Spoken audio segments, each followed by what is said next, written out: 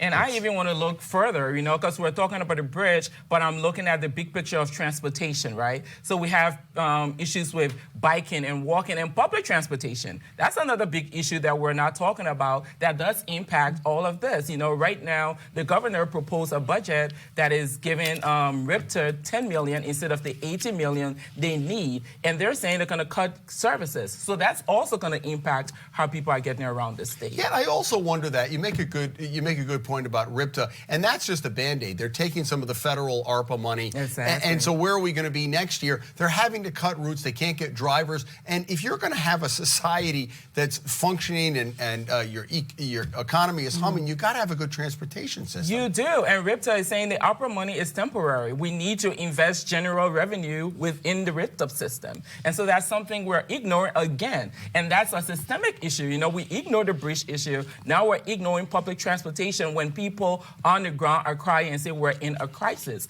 We need to think now more seriously about how we generate revenue in the state to address issues like public transportation or childcare and education. And so I see all of these issues very intertwined.